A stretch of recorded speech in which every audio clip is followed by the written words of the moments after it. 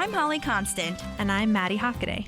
We really love Parks and Rec, and we really love behind-the-scenes details.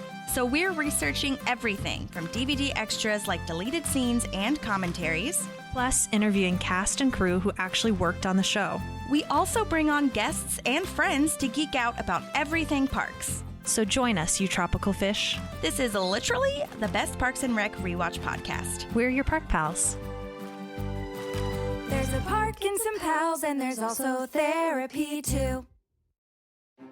Okay, everyone, welcome on in. It's season 5, episode 17, Partridge, and it's such a great episode. This is a good one, I feel. Yeah, I really like this one. This one There and are then so the many... next one.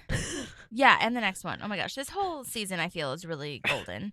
But there's a lot of great new people in here that are really exciting, like here and last episode too. And also, first of all, welcome back, Maddie. Hello. Hi. Thank you for welcoming me back. So exciting. It's nice to be physically here instead of on a voice memo. I know. I like it too. It's nice. Yeah.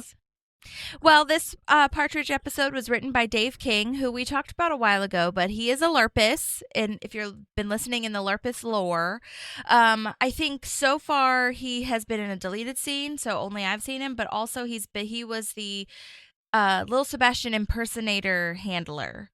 So as Leslie and Ben are like facing back to back. So that is a Lurpus, and he's also a huge comedy writer. He's been in The Good Place or written on The Good Place. Oh my gosh, English Teacher. Have you heard of this show? Yes, I've heard of it. Oh my gosh, it's on Hulu, and it's only like 7 or something, whatever episodes. It's based in Texas. It's so good. You guys have to watch it. It's so funny. I love it so much. I like that length. I feel like there's so much content out there now. It's like hard. if I see something that has 5 seasons already or 20 episodes in a season, like I'm sure they're good, but like my brain is like, I can't commit to that right now. I know, it's really hard. But English Teacher, I think I had mentioned on here a while ago with the main character who created and writes and directs and produces all of it and everything. He's on TikTok doing like a lot of this trend that's on TikTok. And so like he has gotten a lot of views, I think, from that, which is so bizarre to even say that TikTok led them to maybe watch the show. But that's kind of what you have to do these days. It's so wild. But anyway, so yes, Dave King wrote on English Teacher, and they just got picked up for a second season, so I'm very excited for them. He's done also Reboot, the show with oh my gosh, everybody. I'm not even going to get into everybody, but that's also on Hulu. So good. And then it was directed by Tristram Shapiro, who we've seen direct Parks a few times, but it's been a while. He directed in season 2 with The Possum and 92 Meetings. And then in season 4 with Live Ammo, which was the one with Bradley Whitford from West Wing. And sadly, this is his last episode directing Parks, which is a great episode to go out on, I feel. But he's directed a lot of things that we love, like Never Have I Ever, Brooklyn Nine-Nine, The Good Place, Community, Superstore. Like, he's done it all. So it's a really good team here. Nice. Love it. Awesome. Well, I'm ready for a summary whenever you are. Let's do it. This week, Ben and Leslie take a fun trip up to Ben's hometown of Partridge, Minnesota. In a time when Ben feels like things are looking up in his hometown, he finds a different reality waiting for him. Chris and Anne start taking the next steps towards parenthood, testing their ability to parent together. Ron deals with the aftermath of punching Jeremy Jam in the face. Oh my God, stupid Jam. I know, I hate it. But I kind of love this too. I know, it's a great one. Yeah.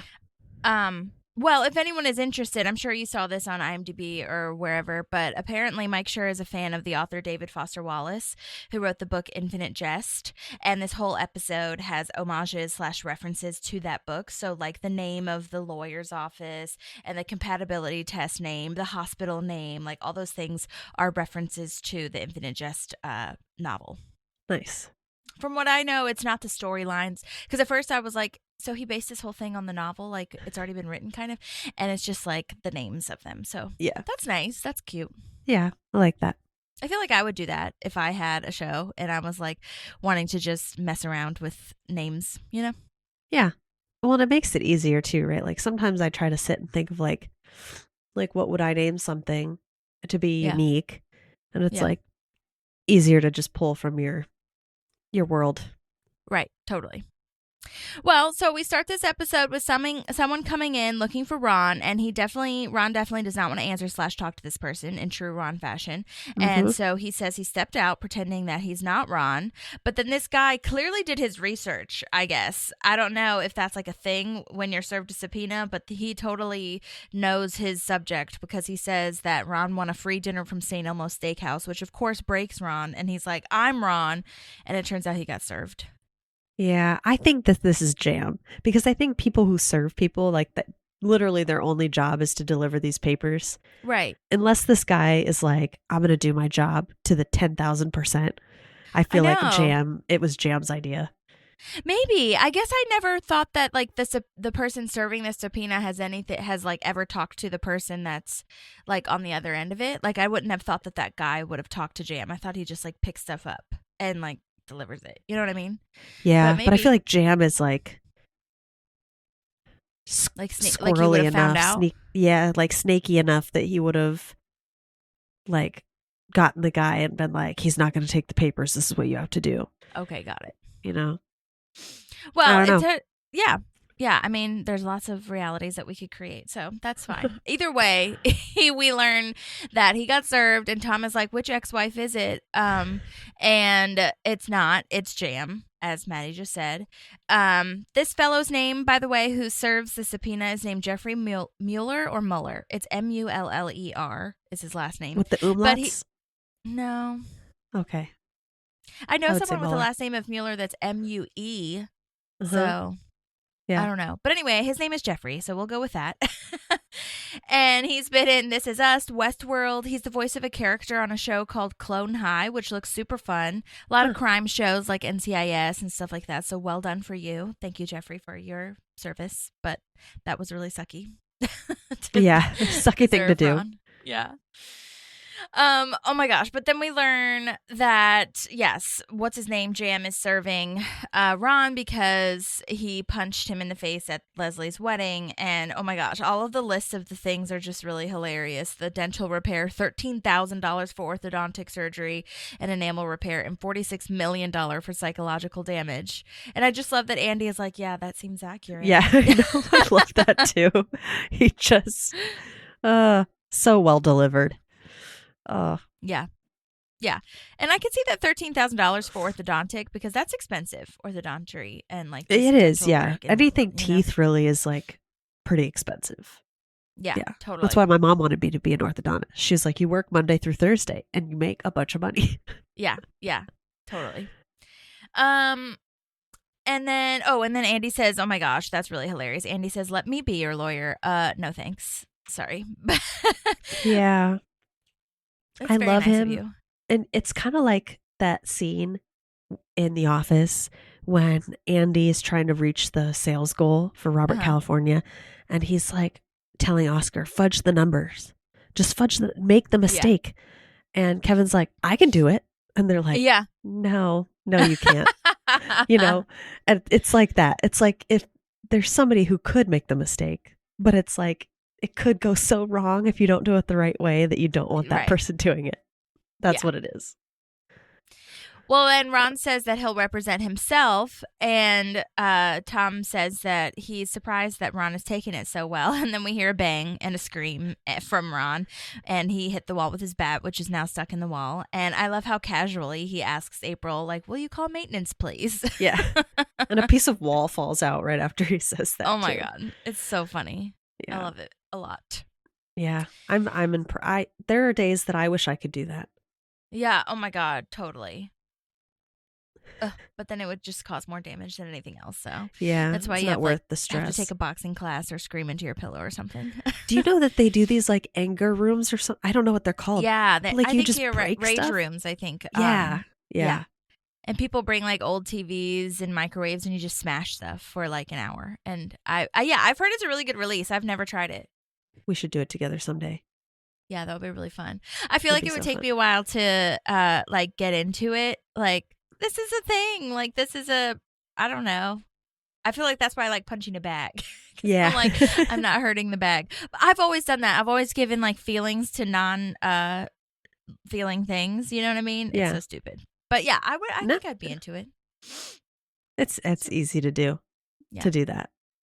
Yeah. Inanimate. That's the word. I Yeah. was like, I've given feelings to Non-feeling non-feeling things. things. Inanimate things. Okay. Yeah. Anyway, okay, so now we're with Ben and Leslie, and they're in Partridge, Minnesota, according to the plaque on the outside of the wall. And Leslie is trying to create this picture of when he was town mayor on the steps of Partridge City Hall. And it's very cute. It's very cute. Yeah. Yeah, this is nice. I mean, she's so excited for him, and he's so excited. Like, we're seeing like a kid side of Ben, he comes out, like the kid version of Ben comes out like occasionally, but Yeah. usually so serious, right? So Yeah. it's makes it so much more sad the way the episode goes. Totally. That he has his hopes up a little bit. Yeah. Well, then we learn that the reason that they're back is because he's getting the key to the city, and they hadn't done that yet. But Leslie is like, they gave it to every other mayor. Like, I don't know why they haven't given it to him yet, but we know why, really. Yeah. We know why, Leslie. Come on. Yeah. And then oh my gosh, that line, it kind of like struck me because I don't know, we learned that Ben made the city's unemployment rate go to 30%. 30%. That is insane. That's steep. That's really difficult to come back from. It is. But at the same time, it's one of those things too where a part of me is like, I mean, I have feelings as we get further down, but I also wonder, like, why did the city think an 18-year-old would do well? Yeah. Did he run against anyone? I can't remember the backstory of this, but like, why? I can't either. It's like in The Office, going off of Office references, when Pam is like, you don't blame the kid who starts the car, you blame the mom who gave him the keys. Right. Yes, absolutely. And I'm just like, why? Question mark? Yeah, like, I mean, he wanted to do something cool for the city, right? He's thinking like a kid. Icetown is something for the kids. It's something for like his demographic at the time. And he didn't have a knowledge of like how to best spend the money. Like, he should have had advisors too, right? Like, that would have helped. Yeah. So yes, it cannot all be on Ben. That's a great point. Because I feel like it could have, like, I don't know, I'm getting too deep, but I do feel like Icetown could have done well for the mayor, or for the town rather. Yeah, you know absolutely. What I mean? Yeah. If it was like steered in the right direction or something. I don't know.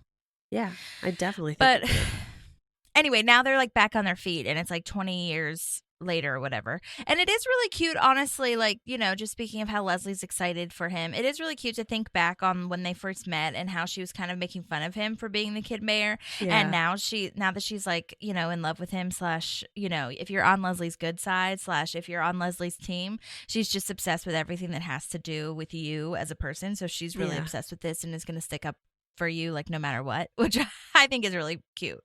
It is. Yeah. Yeah, I love that.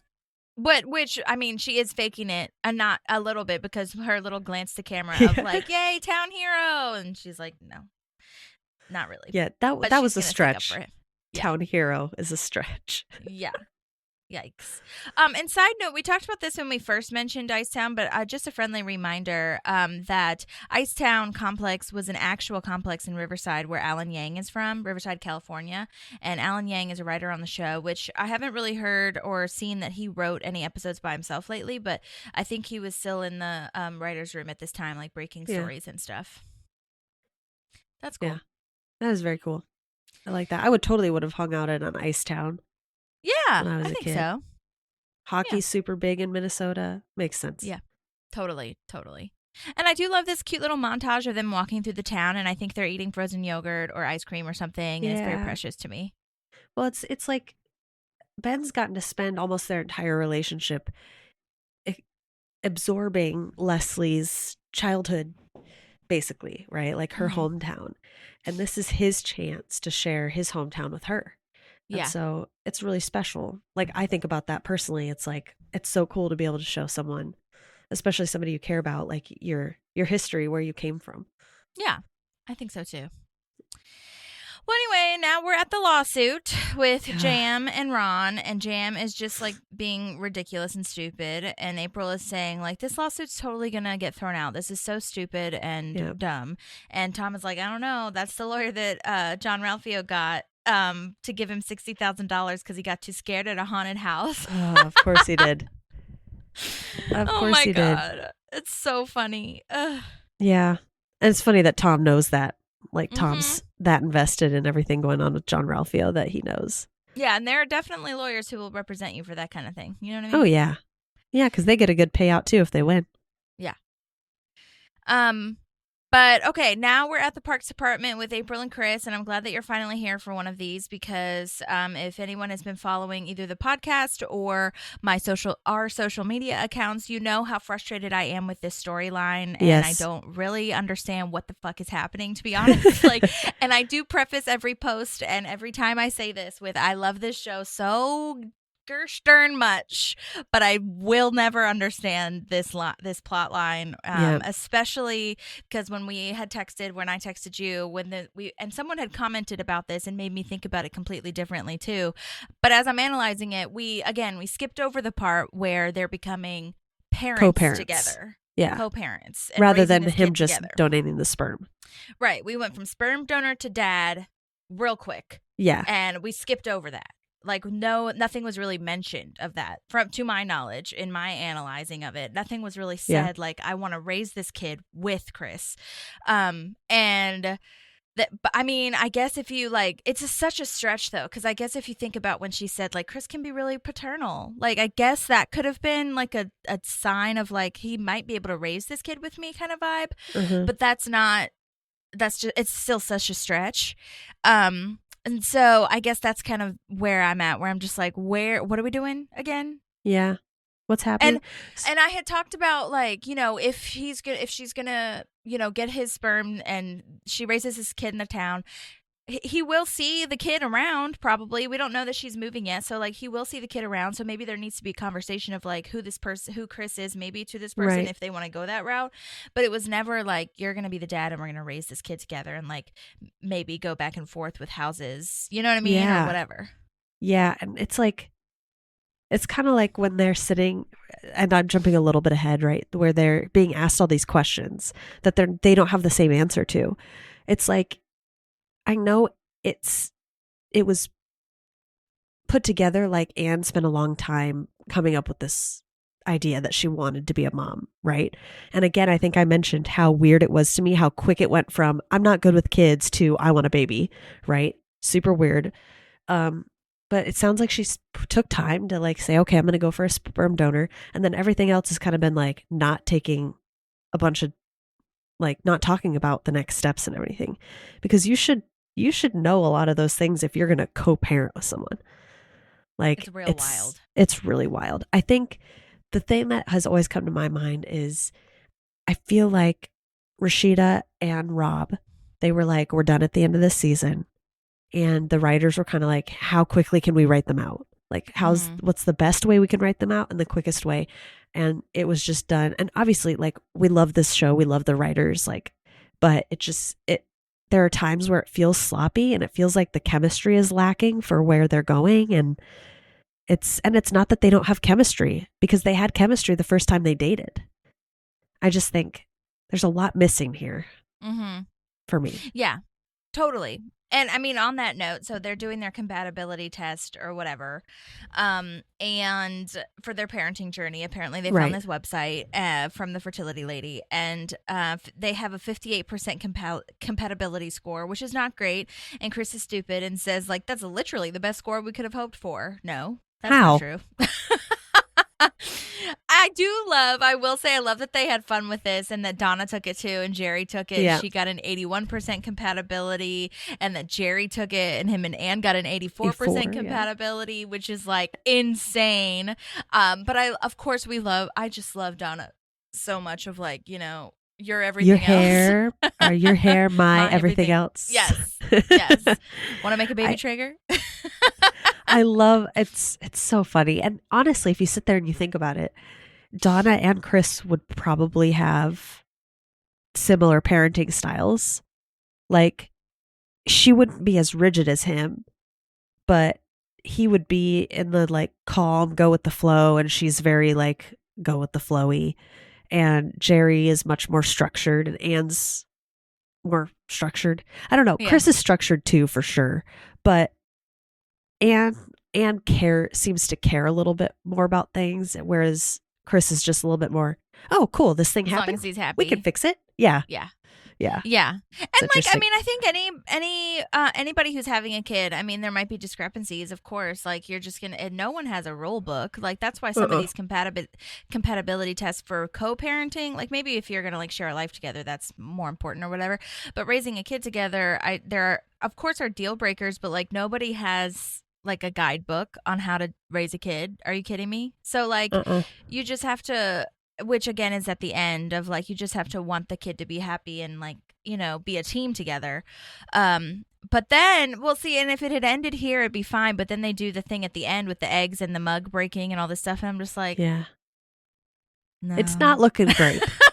yeah, it's not looking great. Is the end button on that? Oh my god. Yeah. Because they do like, and I think that's why she's like, you know, stupid technology. Like we had in high schools, like we just took care of an egg. And Right. honestly, that probably is a better way to tell if you're compatible because that's like a real life. We're taking care of this thing and it actually puts you in some situations. Yeah. Like compared to the compatibility test is just going to be, I feel like they're useful sometimes, but sometimes you answer out of like, oh crap, just the first thing that I see kind of mentality. Yeah. So I'm with her. It's hard. Okay, well now back in Partridge, Leslie is talking to Ben's sister. We're finally meeting some more of Ben's family, because we had talked about how we think he has a brother according to the Unity quilt. But we have never met him. And I think he mentions a brother when they're selling the lake house. Oh, maybe that's it. Yeah. Well, we meet Stephanie, and I think it's kind of funny that we never really say her name.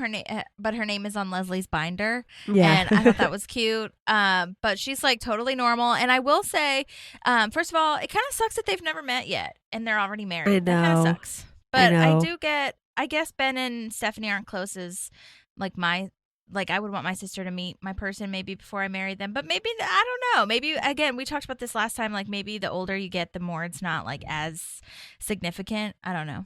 But either way, I think it they're depends meeting on the now. relationship because I Yeah. think even at your age now and my age now, like we're not as young as we once were, obviously, right? And as like we're not as fresh out of the house, Mhm. like. But I still feel like you would want Brooklyn to approve and like the person you're marrying. Yeah. Maybe it would be, like, less significant, but it would still be, like, a thing. I don't know. Matter to you, yeah. But we talked about this at the engagement party too. That's the first time that she's meeting his parents. Yeah, which is wild. Yeah. So crazy. Yeah, they need to get out more. I know, exactly. I think that's what it is, really. Yeah, they just Neither seem funny side all of the time. those people, like the parents or Ben and Leslie, get out of their hometown. Yeah, But it's really cute. I think that they did a good job as far as like casting goes. They look pretty similar. Yep. They're acting pretty similar. This gal did a great job. Leslie's asking if Ben was bossy and made her watch Star Wars movies, and she's like, "Make me. I love those movies just as much as he did." And then Leslie hugs her, and there's, "Oh, you do a lot of hugging," which is really precious. And I love that his sister calls him Benji. That's really a precious little side note. That is a really nice little detail that they put in there. Yeah, Like because I think his dad called him Benji too. Yeah, he did. Yeah. So that's kind of a nice little family moment. Yeah. And then she's saying like a lot of the town jerks thought that he wouldn't show up, which is kind of a little bit of a foreshadowing moment, kind of. And then in true Leslie fashion, she has a binder with all of the questions she wants to ask his sister. Who were Ben's girlfriends in high school, and what base do you think he got to? And she's so serious. She's like really waiting for her answer. And Ben's sitting there. Yeah, Ben's like it's not even girl talk. He's like right there. Oh my God. So hilarious. Yeah. But Stephanie, Ben's sister, is played by Annabeth Gish. She's been in a ton of things. The first thing I have to mention is that she was in West Wing, which if you're new here, Mike Sure and the writers are huge fans of West Wing, singular. And Parks is basically the comedy version, they say, of West Wing. So that must have been cool to like talk to her, to have both Bradley Whitford and her on there throughout the course of the series. She was also in Mystic Pizza, the famous movie, and she's in the show Lioness, which is a Nicole Kidman show on Paramount. She was in Succession, Barry, Midnight Mass, a ton of things. She also just won an award for Best Supporting Actress in a movie called Ride, which I believe is also on Paramount.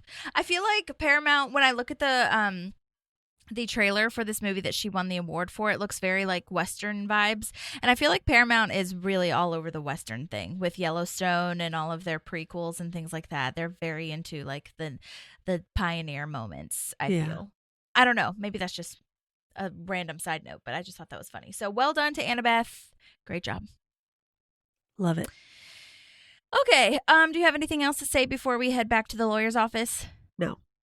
Okay, so Jam's lawyer is interviewing everyone, and Andy's is first. And honestly, it's really good, I feel, what he says. At first, I forgot kind of what he said. And, I was watching it, and I feel like what he said is accurate. He used appropriate force to prevent further damage to Leslie Knope's wedding.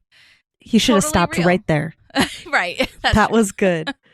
That was, yeah. And I they're know. forgetting that didn't he shove him? Yeah. Yeah. Well, and they mentioned that too. Ron says that at the end too. Right.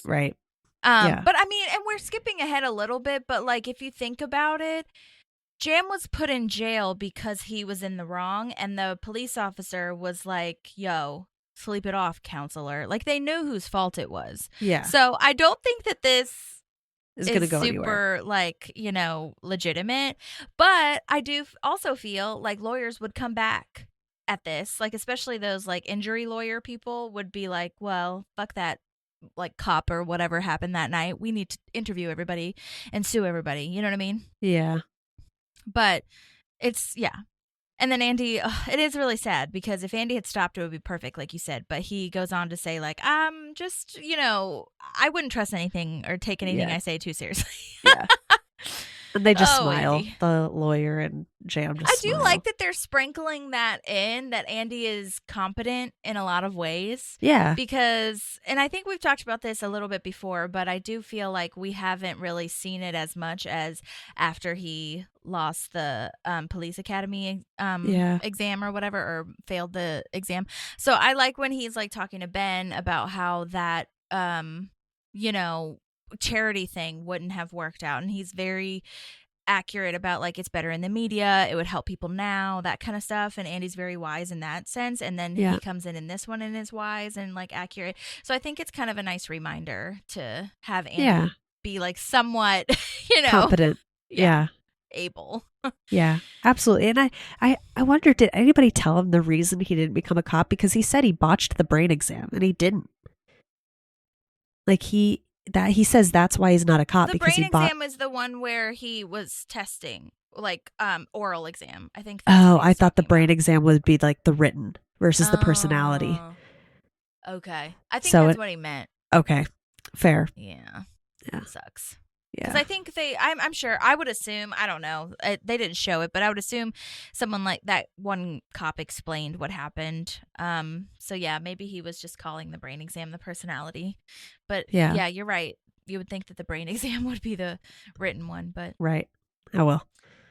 And then April lies and is like, oh my God, Ronnie, he's so sweet. I've never heard of him threatening anyone. He's like a vegetarian. Love it. Oh no. Yeah, that's. Not to Ron.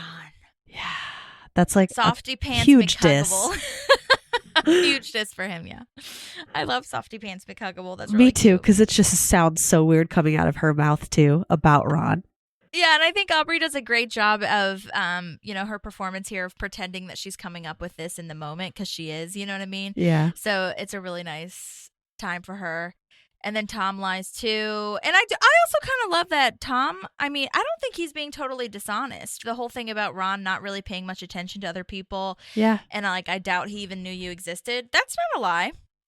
That is not a lie. I mean, however, the existed part, I guess the second part really is a lie, because then it shows all the flashbacks of Ron. Who is clearly that? knowing I'd like to punch who him. Jan is.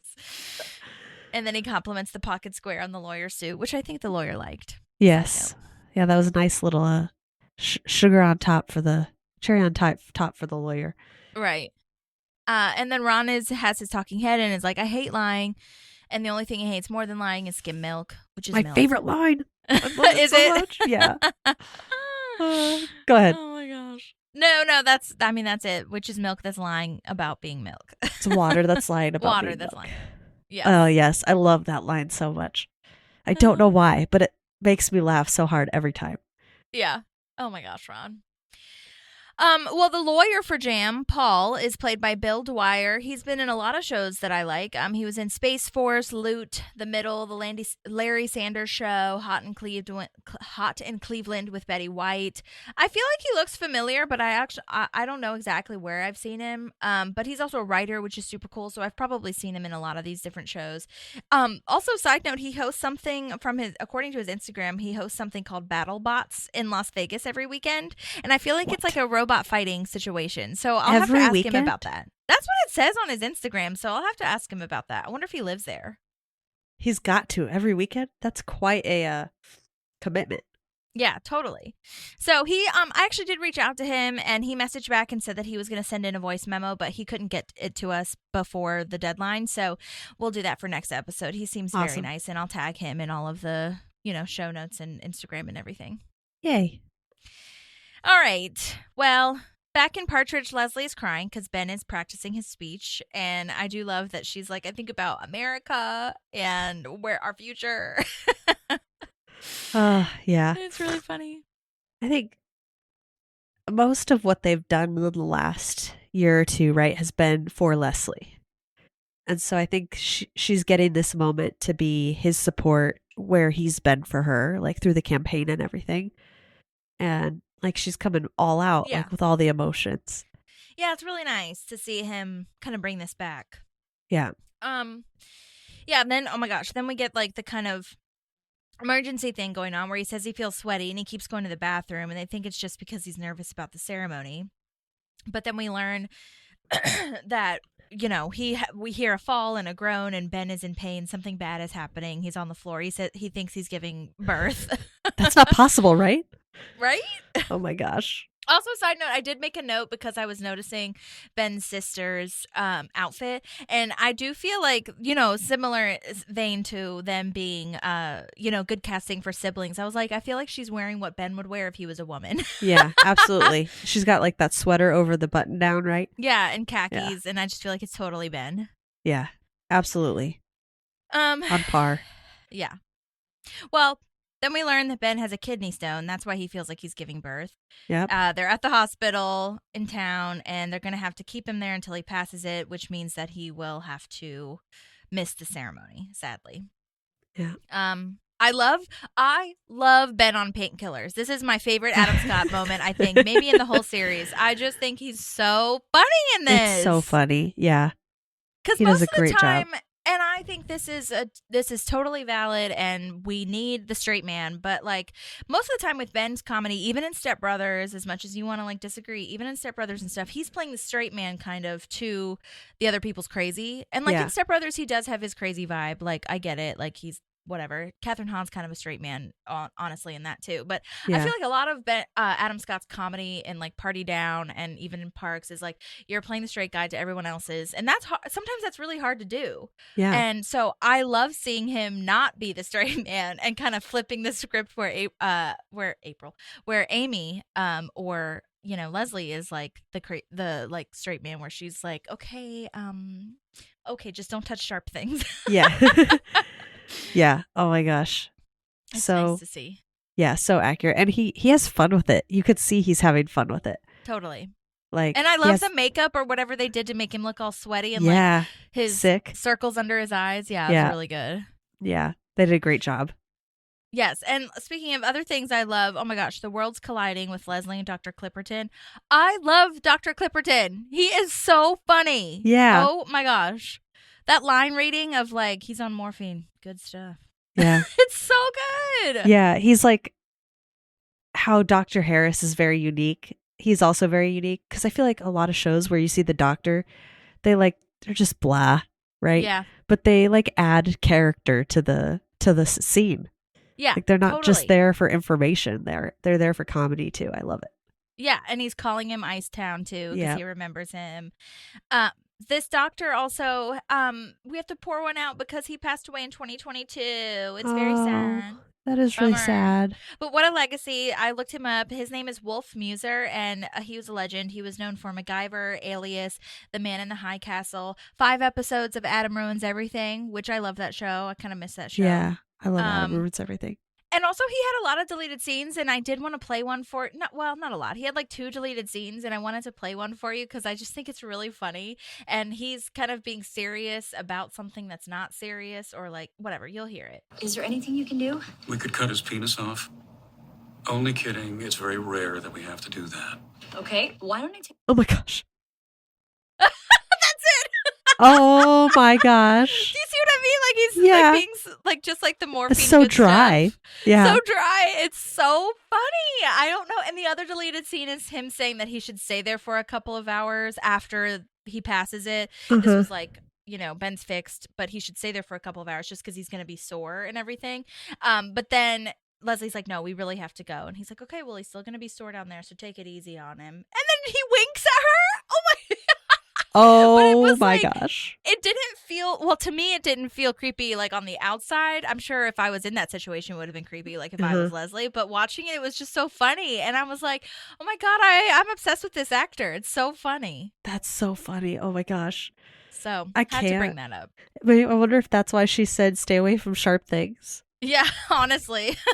Oh my gosh. Oh my God. I love this too because I will say, okay, I'm kind of like changing subjects, but still in the same realm.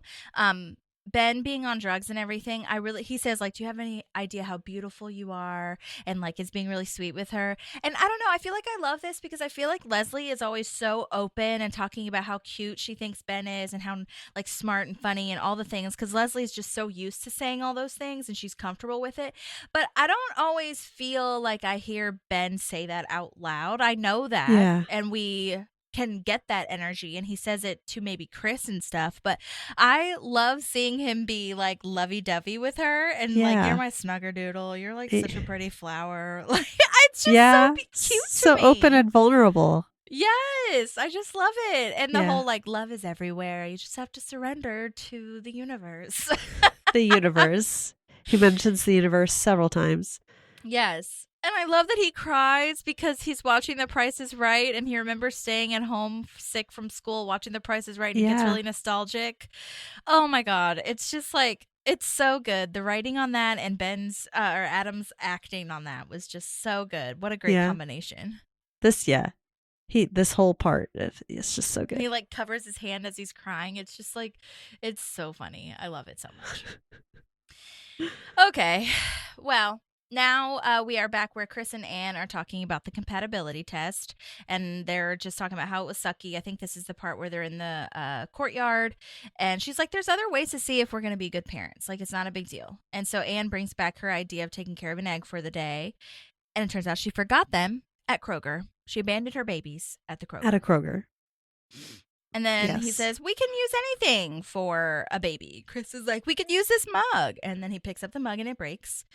And back to your thesis, basically, it's not looking great. Yeah. That's the most simple way we can put it. Right. It's and I just want to know why. awkward. Why are we getting so many signals that they shouldn't be doing this? Yeah. Yeah. Yeah. It's a It little doesn't weird. help us as an audience, like, grasp onto the idea of it. Right. Right. Agreed. Well, anyhow. Back at the lawyer's office, Ron is like, you guys all lied. You have to tell the truth. Like, you should take a note from Andy because he told the truth even when it was humiliating for him. Yep. And also, what is this whole Tom moment? Like, is he actually, when he says, like, him lying to get on an Indian game show and make it on the streets of Bombay with his, like, lover, Latika? I That think was really cute, but is that I guess that's a lie, too? Yeah, I think he's playing off of the Slumdog Millionaire.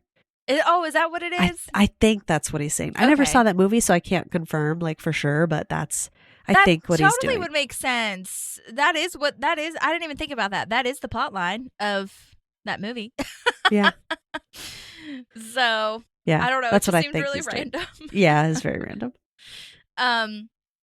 Anyway, so Ron is like, you have to tell them the truth. I'm going to call them back in. Andy tries to imitate Ron, which I think is really cute, with like his hands in his pants or whatever, which I don't think Ron should be doing that anyways, but Yeah, it's uncomfortable. I've seen people do that Feels before. weird. It's uncomfortable. yeah, feels weird. But it's definitely Ron. So now we're at the ceremony. And J.K. Simmons is here. I love J.K. Simmons. Oh my God. And if you don't know who J.K. Simmons is, you've been living under a rock. He's the best. Oh my God. So good.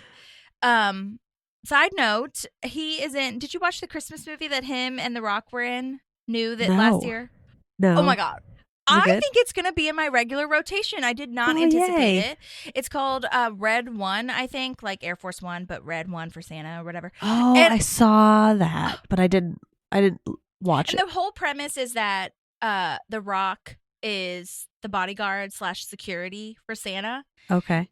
And I just feel like they had so many cool ideas that I wouldn't have thought about, like about Christmas, as far as like how he gets, you know, all the presents in through the chimney, and also how Santa is actually like really fit because he has to be like jumping around and running around all night, and how he works out, but also how he like carbo loads with candy and cookies and stuff. And That's it's just so like, funny. it's really cute. I thought it was really, I loved it. And Lucy Liu is in it, our queen. Yes. She's so good. And I was really into it. So, and then by the end, there was this whole like story of like seeing kids and seeing adults as like, their inner child kind of vibes. And I don't know, it was just really good. And J.K. Simmons plays Santa, so it's so good. Oh, nice. Okay, I'll have to watch that next year. Yeah, totally. And if you watch, you know, regular TV, he's also in the Farmers Insurance commercials as well. He's Yes. in Whiplash. You know him. He's fantastic. So anyway, I think and then on the backstory of him getting it, because I think he was doing really well, I feel, you know, before Parks and everything. So I think it kind of ended up being like a Christy Brinkley type of situation where they were like a Christy Brinkley type or a J.K. Simmons type. And then lo and behold, they randomly just happened. asked, and they were like, oh my God, guess what? Like, we got him, you know? Yeah. So impactful. Yeah, super cool. And anyway, so J.K. Simmons is playing the mayor, and he's like, how do you really expect me to believe that he's actually sick? Like, and then Leslie took a video to prove it. Most definitely high. There's no way that he's not high. Yeah. There's no way. I love Fred the Sled, the town mascot, and Ben is like, oh my God, they're doing all of this for me. The universe is love. And then this is where the stay away from sharp things Makes me comes. so sad. I know, it is Aw. so sad when you think about what's going to happen. Yeah. Anyway. He's so excited. I think it's like a blessing that he couldn't be there. Yeah. Oh, totally. Like- It worked out for the best for sure. Yeah. Leslie handled it, I think, a little bit better than maybe he would have. Yeah. Who knows, though? There should be an alternate writing where we learn how he would have handled it. Yeah. That'd be fun. Anyhow, okay, so back at the lawyer's testimony thing, Tom recants his story, and it's really bad. He's like, which time? When the lawyer asks, like, did you hear that Ron wanted to harm or punch Jam? And this is where all the flashbacks come in. And I just love how happy Ron is about, like, daydreaming of punching Yeah. Jam. I know. It's so funny. But it's fair. Like, Jam's awful. He is. And he does. That line of, like, he looks like he could use a swift punch to the face is so real to me. Especially, like, oh my gosh. When it is funny that he uses this word, but, like, it's such a douchey thing to use yabos for boobs. So weird. And it's such a douchey, like, thing that I feel if I was Ron, I'd be like, yeah, he could really use a punch to the face. That's for sure. Yeah. Okay, so then we're back at the Partridge ceremony. We learn the whole thing was a hoax to get him there, make fun of him. The sign that says Ice Clown, not Ice Town. The mayor's talking about how Ben made the town a festering wound, and Leslie at first thinks it's a mistake, like a legitimate, you know, oopsie, but it was planned this way. It was a setup. Yeah. It's so and then sad. it sounds, it 'Cause, really like, is sad. I feel like you see Ice Clown. My immediate thought would be like, oh no. But she's like optimistic about it. Hey, I you spelled know. it wrong. Yeah, I know. Then a townsperson, oh my gosh, these townspeople are so freaking hilarious to me. I think they did a great job. And they say, hey, aren't you, one of them says, hey, aren't you his sister? And then Stephanie, the sister, runs away because it's just too painful. And she Yeah. doesn't want to be made fun of. Like, I can't even imagine, like, the stuff that she went through, too, as, like, a relative of Yeah. Ben, which sucks. It does suck that she runs away. Like if he was there physically, like I would hope that she would stay with him. Ugh. But like, you know, Leslie can hold know. her own and it's not like directly jabbed at her. But Yeah. I also get it because she has to live there. Yeah, Like, exactly. Ben's moved away. Yeah, totally. Oh my God. Good luck, Leslie. She says she runs away. And then the key to the town is water because it was made of ice, aka Ice Town. Like everything is just such a gut punch. Yeah. So Um, tough. And then Leslie, I mean, I feel like this is where Leslie kind of shines because she is really good at making passionate speeches and sticking up for people that she loves. She's like, you know what, Pawnee, I'm from Pawnee. We came all the way down here, a city with some class, by the way, which honestly, I think it's hilarious because if that's not true. Yes, so not true. Well, I mean, it's true, but it's like it's hypocritical of her, the way that she It treats is. Eagleton. Come on. Yeah. Yeah. But well, Eagleton doesn't have class either. They kind of deserve a lot of what they're getting too. So I don't know. It's just hilarious. yeah, everybody has their problems. But it's like, because we hit a point where there's a whole float with her face and she's doing this. Yeah. Right? Like, they don't have more class. Yeah, that's a way better, like, description or illustration of how they don't have class either. Every town has their little, like, okay, Their this thing. sucks. Yeah. Oh my gosh. But anyhow, she's being a great partner. She's sticking up for her husband and saying that he made an honest mistake 20 years ago and that Ben is the best thing to come out of Partridge. And then this is where we learn that the townsperson says Judy Garland lived there for a while. Lee Jansen. I don't know what it is. I really wish I could speak to her, but this townsperson, it just makes me laugh. He's pretty good. Yeah. He's a golfer. Golfer. Like, he's pretty good. The It's just only so funny. golfer I know is Tiger Woods. I Like, know. so that's not going to impress me. I know. Okay, I did want to mention the guy. Well, I mentioned both of them, but I have something about the guy. The guy who plays the one who says the Judy Garland lived there for a little while. He is played by Jesse Mackey, and he's been in a ton of stuff: Grey's Anatomy, 911, SWAT, 2.5 Men, the reboot of Saved by the Bell. But he was also in The Office, and that is where I remember his face. I was like, he looks so familiar. Why do I remember him? And he is just labeled as jumpsuit guy. Do you want to try to guess? He doesn't have any Jumpsuit lines. guy. Yeah. He doesn't have any lines, you said? It's at a gas station. If that helps Oh, you. is it when what's his face? When Michael gets left at the gas station? Yeah. Because Jim has to go get the baby. Yes. John Krasinski. Yeah. Jim has to go get the baby and he's like, hey, there's a guy in the stall. Can you just let him know that I had to go? There's an emergency. Just call the office, whatever. And the jumpsuit guy is like, there's nobody in there. He's Hello? not coming out. Like, yeah. Oh, does he I think say he hello? does say hello. Oh, okay. Okay. Yeah. Anyway, that's him. And I was like, oh my God, that makes so much sense. And Love it. hilarious. So then he just drives away. So he did a great job too. But I just love that both of these townspeople are like kind of sputtering, but they're going to stick up for their town no matter what, just like Leslie Yeah. would do, which is the ironic Yeah. part of it. You know what I mean? Absolutely. I do wonder, like, if there was the equivalent of a Ben in Pawnee, like, would Leslie be sticking up for that person? You know what I mean? I don't know. I can't tell. Great question. I think it would depend on who they are as a person. Yeah, that's true. That's true. And I talk about this a little bit later, and I'll just say it now since we're on the topic. But a part of me wonders, like, did Ben ever, like, say sorry or anything? Because he's done so many wonderful things, like Leslie says. Like, Yeah. he has done so much to make sure that he is better at business and politics and government and all these things, and like has had so many great achievements. And I just wonder if, like, in his growth, if he was ever like, you know what, sorry, Partridge, I fucked up. I was a kid. I didn't know what I was doing. Was he trying? I wonder, because he didn't really, I don't think he said that in his speech that he practiced with Leslie. So, and I'm not saying that it was all his fault. Like, we talked about that. He had Right. adults that probably could have, you know, helped in some way. But I do wonder, like, if this was my town, I was just trying to think, if this was my town, if they just ran away and made other towns better instead of, like, saying, you know what, I fucked up and I was a kid, I didn't know what I was doing. Like, I kind of wanted him to do that. Yeah. I don't think we have any Closure. I don't think we have any closure on that. And I wonder if maybe that was part of his speech that we didn't hear. Mm-hmm. Maybe. I hope it was. Yeah.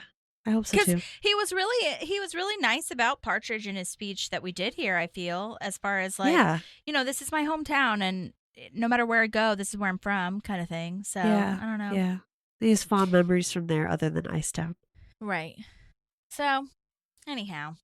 Oh yeah, and the gal that says the golfer line is named Andy Bolt, and she's a writer, actress, producer. Looks like a lot of UCB credits and short films. She was really awesome, Cool. as we know.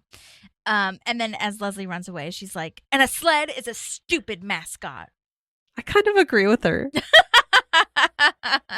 Like, It's so funny. it's cute for their town, but it's also like I that know, one. I need to it's not ask. a I winner. don't think we have a mascot like my hometown. Not that we're like, I don't even know if we're the same size as Pawnee. We might be even smaller, but I don't know. I don't know if we have. Do you guys have like any sort of mascot? The only thing I could think of is like for our sports teams. Like we had Oh, a sure. minor league hockey, and we had a double AAA baseball team. Okay. And so like we had a little Dalmatian Oh, was cute. our logo for that, I think. But Because yeah. I think about like so many people, like real people outside of the show, like audience members, relate to Lil Sebastian because there are these town mascots that people are obsessed with and really look at as, pillars of the community. Yeah. And I think it's really cute. So I don't know. I'll have to ask my mom if there ever was one. Yeah. I think Prescott would consider there's a juniper tree that Aw. people put ornaments on every Christmas, and they put pictures of loved ones out there on that tree. That's like I think cute. that would be Prescott's Like mascot if I would have thing. to come up with one. But Yeah. Peoria, where I like in Illinois where I lived, like it was our sports teams, but we didn't have like a city one. Yeah. Cute though. Well, if you guys have any mascots, let us know. I'd love to hear them yes. all. Okay. So now we're back at the lawyer's office. April is telling the truth about punching Jam in the face as well. And then this is where Ron makes his statement and tells his truth that Jam attacked him first. He was just defending himself. Jam attacked him like twice, I think, like pushed him twice before. And he warned him to Did. stop. And he was completely belligerent. And he was like, I regret nothing. And honestly, same. Yeah, for real. Like he Like- had it coming for months. Yes, 100%.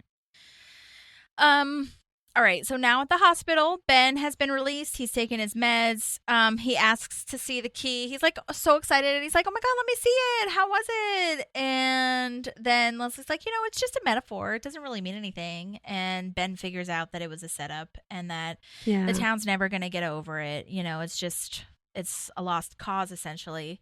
And this is where I wrote the note of like, she's right. He has worked really hard to like make amends. He's come so far in his career and his character and everything. But I just wonder if Yeah. he ever like mentioned that to the town.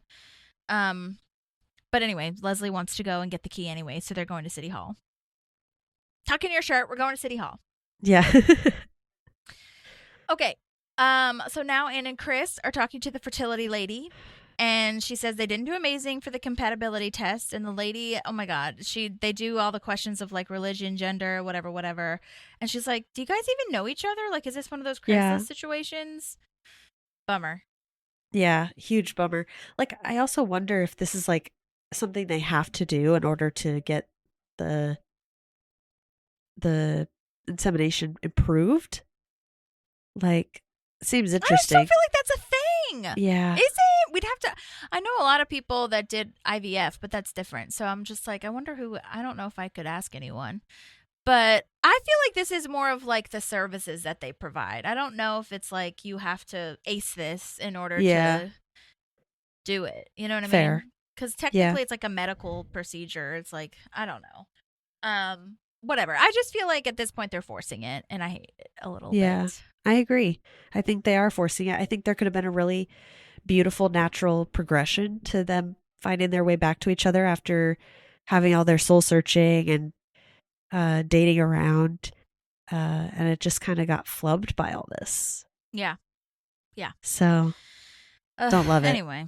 And I know. and like you don't have to be like you don't have to agree on literally everything. Like the reason parents can do well together is because they balance each other out and they communicate with each other, right? And I think they're good at communicating, but they're not even communicating. Like, I think if they actually sat down and had the conversations, they'd be That's good at it. true.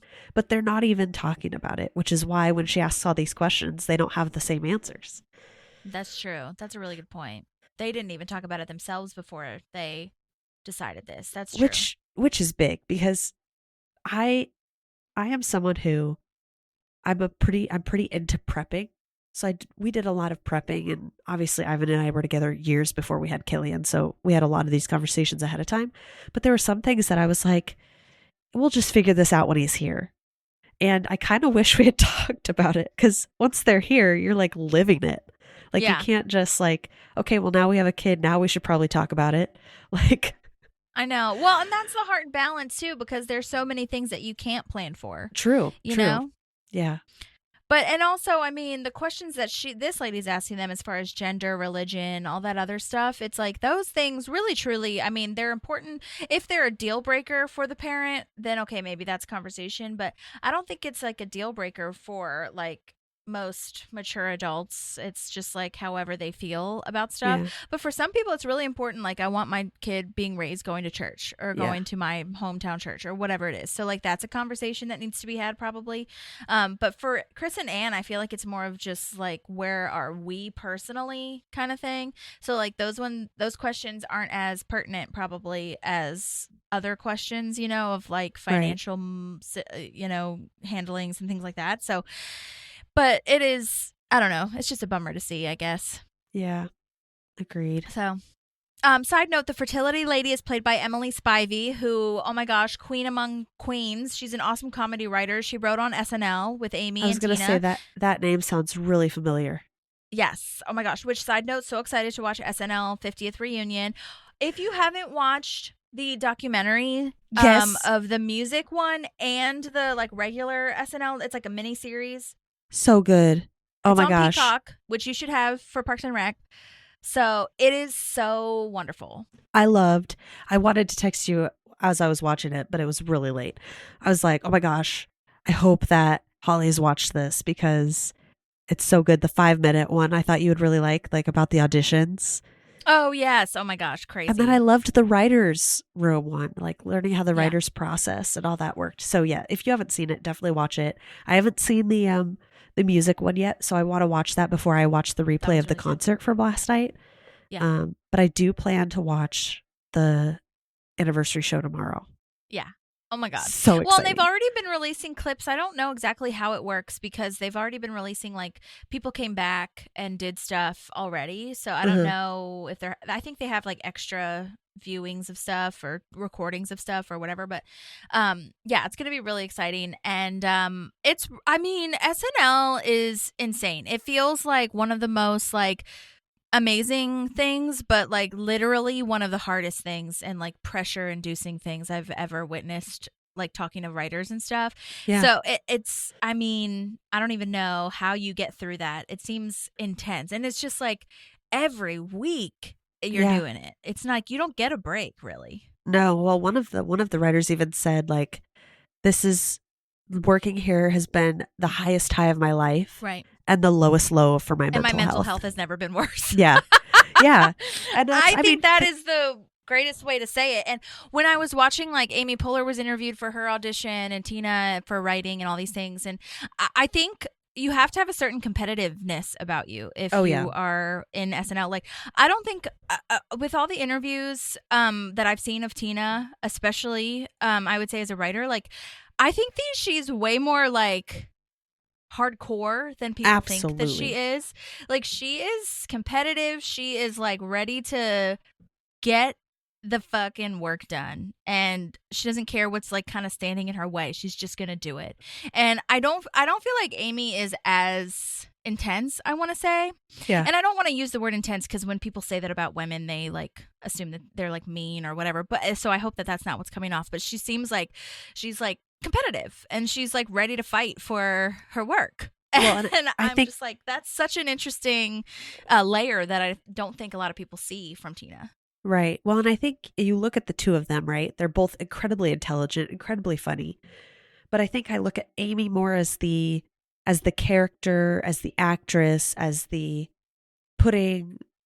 putting a life on screen person. Not that that's not as competitive, but I think the writing portion was where you'd really have to fight to get your stuff in. And Yeah. Tina fits that bill a little bit more. I think she's more the writer than the actress. Yeah. I know, and I do wonder, I mean, because Amy wrote a lot too, which is so Yeah. wild. But yeah, I mean, that's why I love them doing Weekend Update together, because I think that they did such a good job of Balance each other out really well. doing Yeah. that together, just being partners, you know, like, and I don't know if I'd even say balancing, because like they don't need a balance. I just want them to each be themselves True. and just like be on completely opposite ends of the earth, whatever. Their comedy just like goes so well together. They just need to be partners, whatever. Oh my God, they're on tour right now. They're doing like a bajillion shows at the Beacon Theater, and I just really want to go. I haven't even looked up tickets because I'm like, I can't do it right now, but hopefully they'll do it again at some point. They do like sketch parts, and they do stand-up parts, and it sounds like a true variety show, and I don't know, I might have to splurge on it. I'll see how long they're on tour, because I also want to go see Cowboy Carter. Which honestly, that might be even more impossible, so we'll see. I don't know. Yeah. Anyways, I'm so sorry. Nope. I just had to talk about that because Emily Spivey, back to her, Yes. was an SNL gal, but she also co-wrote Wine Country, you know, the one that Amy Poehler directed / was also in with all the SNL people. And Emily Spivey has also wrote the Eagleton episode on Parks, so like that, it's just a great comedy trio of women right there. So love it very much. Absolutely. Okay. All right, so they're all wondering what to do about Ron and Jam. April and Tom are trying to figure out how to get back at them, or how to get back at Jam, essentially. So they're trying to figure that out. That was just a quick cut. And then the next cut is at Partridge City Hall, which I think a lot of people really love this, when Ben is feeding the eagle that is Bronze, because he just took his morphine pills. So funny. Oh my I love God. it. I'm feeding your eagle. He's starving. It's so matter of fact. Like, yeah. What do you think I'm doing? I know, and I love I don't know if it was a written or improv. It's probably written, but when Ben says why instead of like, what do you mean? You know, when she's like, babe, it's Bronze. Why? Like, why is it Bronze? Or we don't even know what he's asking why for. It's just so funny. So good. But, well, she goes, basically, she says, like, just give us the key to the town privately so that no one will know your shame. Because, no offense to Ben, because he's like, if anyone found out, and I would never get reelected. I can't do it. Yeah. And so, which is really sad. But so then they just leave because the Bronze Eagle is getting to be too much. And also, yeah, I don't know. I don't think he needs the key. I mean, I guess it would have been a nice closure, but like, we don't need it, you know? Yeah, he's successful in his new place. He's gonna be just fine. Like, but I understand why Leslie wants it, because it is a little bit of like, she's fighting for him to get like closure and acceptance in a way. Yeah, that's symbolic. Yeah, totally. Okay, so now Chris comes up with another compatibility test, which is really sweet, actually. This is nice. And he's basically asking, like, will you love our kid or not? Essentially, like, will you love and make sure they get everything they need and all the things? And Chris is like, really, that's all that matters, which is true. It is. In a sense, I think there's a little bit more that matters, but like, you know, they would do it together well as a partnership. And that is nice. I do think that it's nice that Chris is taking the lead on like making sure they feel comfortable and whatever. I don't know how to like say this delicately, because I just love this show so much, but I don't like this line. I hate when he puts his hand on her belly. I hate it. I don't know why. It just grits my nerves. But it is funny that, I mean, it's a nice breaking the tension of like, you know, there's nothing in there though, right? Right. Like, what are you doing? Yeah. I just always like,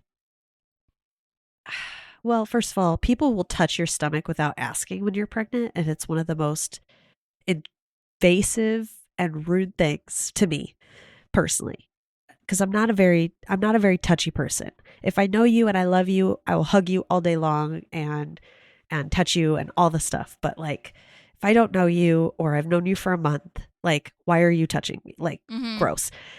Ivan would touch my stomach, right? He's the dad. But like when I was showing and when we were at home. It was never like out in public, and I don't know. So I'm with you. I was just I'm very uncomfortable watching that, especially because they're not romantically evolved yet. So that's also like another piece of it that's kind of like, okay, buddy, can you not touch me? Thanks. Yeah, I don't know. It's like, I don't know. It's just weird. A part of me wonders, like, as I analyze this, I'm trying to think of like ways that I would have been like okay with it. And this is like any show, though. No matter what you do, like, not everybody's going to be happy. So, like, I'm sure Yeah. some people liked this storyline. According to the internet, from what I've posted, not many people did, but who's to say? But like, it kind of reminds me of like, and I know that we're like anti JK Rowling right now, but like when people were saying that Harry Potter could have been like 20-hour movies and we would have watched it because we just love it so much. Yeah. And then I remember her and Daniel Radcliffe saying like, and they still would have found something wrong with it. And that's so true. So Yeah. like, I was trying to think, and the reason I'm bringing that up is because I was trying to think of like what situation would I have been comfortable with them having a baby together, or Anne herself just having a baby. And I think that there's always going to be flaws, but maybe it would have been cool if like they could have taken this time to maybe get them back together. And then they like start talking about it. Maybe that would have been weird too, but they just kind of flipped the script a little bit weirdly. Yeah. And like I said, I think, a reminder that episode after she watches Diane's kids and is not good with them, the very next episode is when she says, I've been wanting to be a mom kind of thing. Like that, I don't think that was supposed to be in order. It wasn't supposed to be so fast, but I still think the whole season, like it was strange. You know what I mean? Yeah. Either way, doesn't matter. It's happening now, and that's that. But I do wish there was some explanation about like how we went from sperm donor to parent, Yeah. But it's okay. What are you gonna do? This is where we live now, though. Yeah, this is the reality that we live in. I wonder, I don't know, do you feel like you would have felt better too if they had like kind of been a couple first and then done it? Or like I would have been okay with him just being a sperm donor. I would have been totally fine with that. Him just being a sperm donor. Yeah. They have to, but I know that they were both getting written off the show, so like I get that. Yeah. But I agree with you. I would have been totally fine if he was just the sperm donor. But then, like you were saying earlier, then we have the trickiness of if they're both still going to live in Pawnee, how does that work? Which they probably wouldn't have because they would have been written out anyway, right? I don't know. I think I probably would have.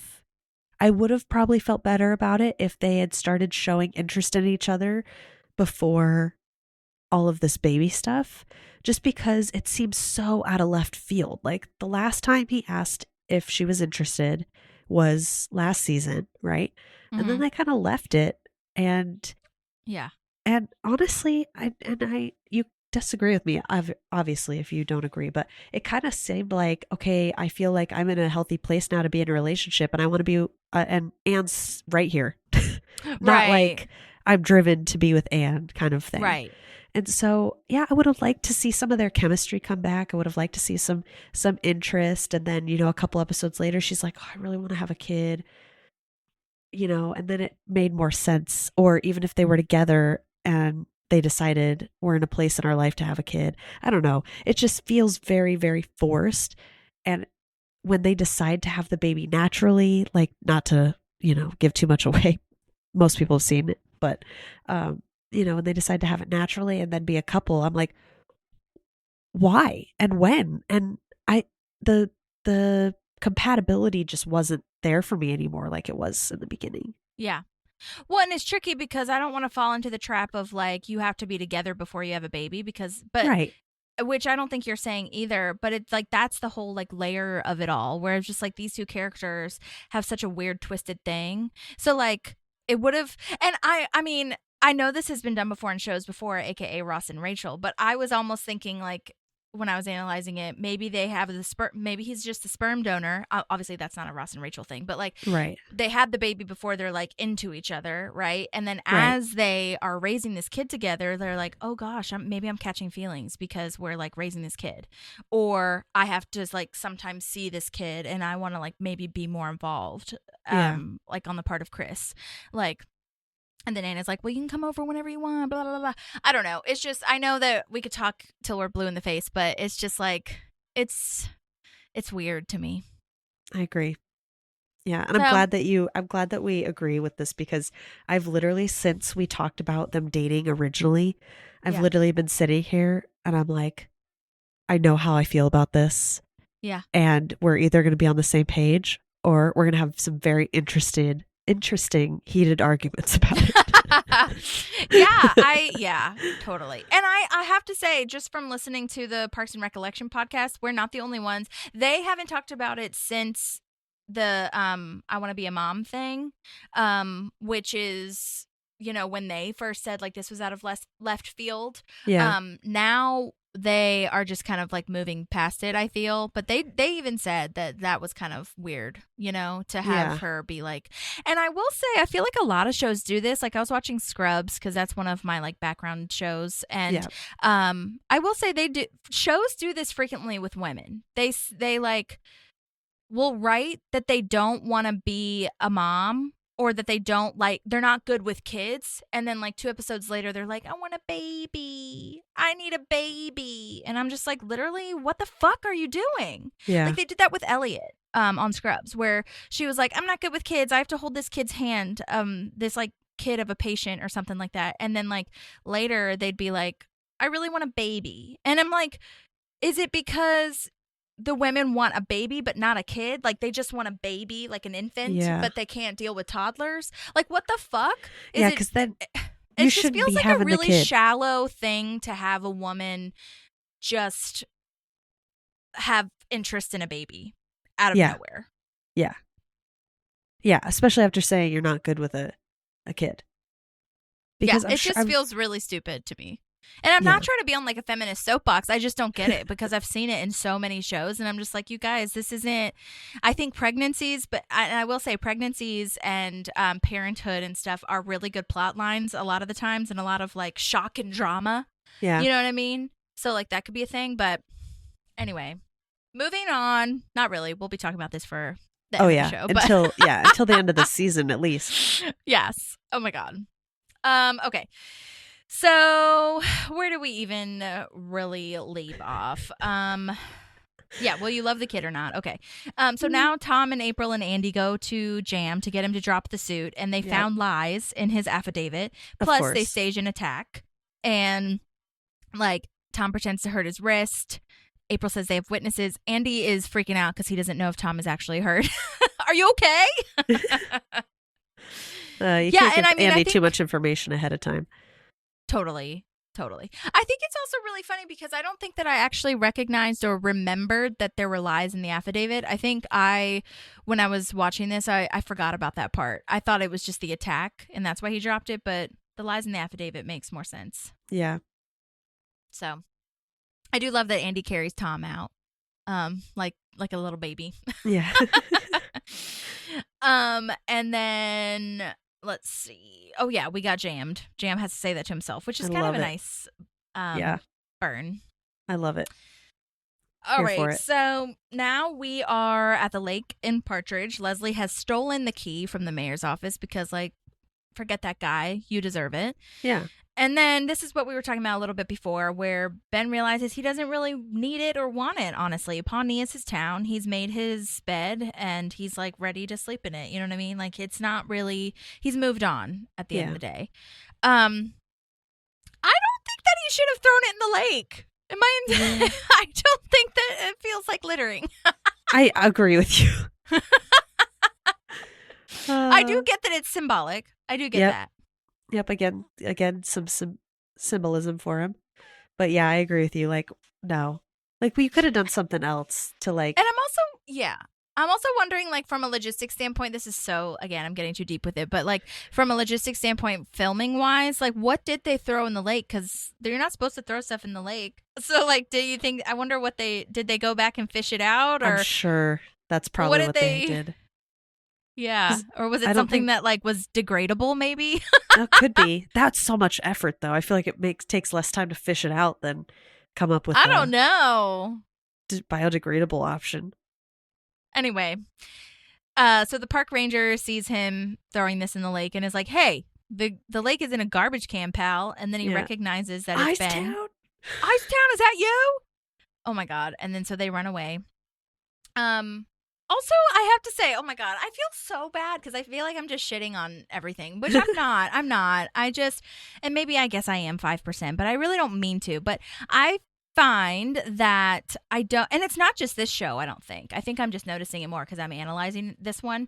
But I find that the technique, or like whatever you want to call it, for whenever they have characters just run away from a scene because it's like awkward or weird, or they just want to run away, and like Anne does it, they make Anne do it all the time, like Yeah, run. I know. I hate that. I don't like it, and I think it depends, obviously it depends on like the scene, but I feel like it's a cop out, and I don't get it.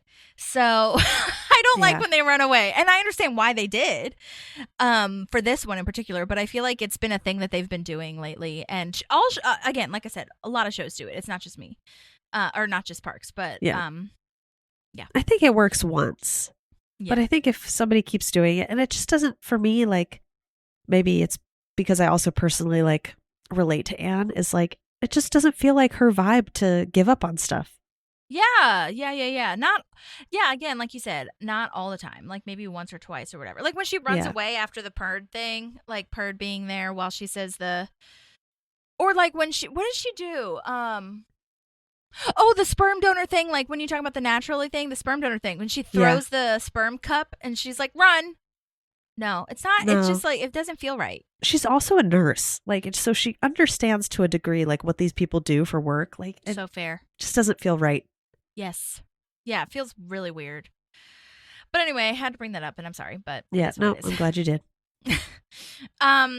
Just lastly, before we close out, this park ranger is played by Clark Freeman, and he's been in a lot of things. Looks like a lot of different NCIS shows, Hawaii, NCIS New Orleans, a lot of really cool looking short films, which is super cool. He's also from Chicago, so that's fun. Yeah, wonder if he knew anybody. And I feel like, oh gosh, it was either him or the subpoena guy. I think it was him, this park ranger fellow, that his agents messaged me back about sending in a thing, but he wasn't a voice memo, but he wasn't able to get it in time. So I'll have to follow up with him. But yeah, so well done to everybody. And that was Partridge. Yay. Super fun. Glad that you could be here for it. Yes, me too. So happy to be here. We're getting into it, man. We're almost closing out season 5. I mean, not really, but kind of. But kind of, yeah. We're getting there. Wild. Yeah. It's going to be sad when Leslie doesn't have Anne anymore, but I am glad, I feel, that they are bringing in these like kind of newer characters like Mona Lisa and everything, because we need some shake up, I feel. That we need like some freshness, I think. Yeah. So that's good. I think it helps. It happens around that time, I think. Like if you're in season 5, season 6, like you kind of need some newbies, you know? Yep. Absolutely. So. Anyway, well, thank you all for listening. Please don't forget to rate, review, subscribe, share with all of your friends. Let us know if there's anything else you want us to research. And we'll see you on the next one. See you next time. Bye. There's a park and some pals, and there's also therapy too.